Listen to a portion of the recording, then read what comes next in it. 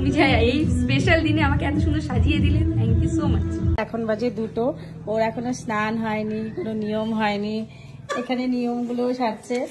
আজকে যে কি হবে, টাইমের যে কি গন্ডগোল করছে বিপাশা।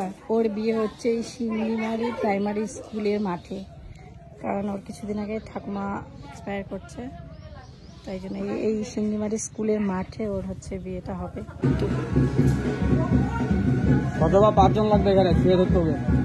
আমি অনেকদিন থেকে ভাবছিলাম যে ওর বিয়ের যে পুরো ভিডিওটা, যেগুলো আমার কাছে ফুটেজ আছে, সেই ফুটেজগুলো দিয়ে আমি একটা বড় ভিডিও, লং ভিডিও মেক করব, বাট সময় বের করতে পারছিলাম না, আর মোবাইলে স্পেস ছিল না একদমই, তাই আর বানাতে পারছিলাম না ভিডিওটা।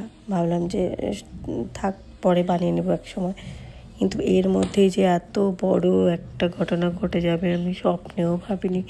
আমি যখন থেকে একটা ভাইয়ের স্ট্যাটাস দেখেছি, যখন থেকে স্ট্যাটাসটা দেখেছি, তো সেদিন কালকেই দেখলাম স্ট্যাটাসটা, তো দেখার পর থেকে রীতিমতো আমার হাত পা কাঁপছিল। তারপর আমি আমার একটা স্টুডেন্টকে ফোন করে কনফার্ম হলাম যে না, ব্যাপারটা সত্যি ঠিক। তারপর থেকে আমার ব্রাইড ছিল, আমার একটু বাদেই শোনার পরে আমার হাত পা রীতিমতো কাঁপছিল, আমি কিচ্ছু করতে পারছিলাম না। এত ভেতর থেকে এত খারাপ লাগছিল, ট্রমাটাইজ লাগছিল, কি বলবো। এত সুন্দর একটা মেয়ে, এত কিউট, তোমরা নিজেরাও দেখতে পাচ্ছ, ফেস সুন্দর, এভরিথিং এত সুন্দর একটা মেয়ে। এই যে একটা চরম সিদ্ধান্ত নিল, এত বড় একটা সিদ্ধান্ত নিল, কেন নিল আমার তো মাথায় একদমই ঢুকছে না। আমার মাথাটা জাস্ট ঘুরে যাচ্ছে, পাগল হয়ে যাচ্ছে আমি ব্যাপারটা নিয়ে। সত্যি তোমাদের যদি মনে রাগ হয়, রাগ থাকে, তোমরা অন্য কোনো ডিসিশন নাও, অন্য কোনো রাস্তা নাও, অন্য কোথাও চলে যাও, ঘুরে আসো, বাইরে থেকে ঘুরে আসো, বাপের বাড়ি চলে আসো। কিন্তু এরকম চরম সিদ্ধান্ত তোমরা কেউ নিও না, বিশ্বাস করো, কেউ নিও না।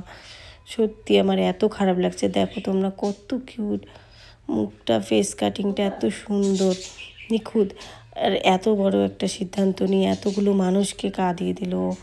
সত্যি এটা কেউ করো না, এরকম কাজ তোমরা কেউ করো না, বিশ্বাস করো, কেউ করো না।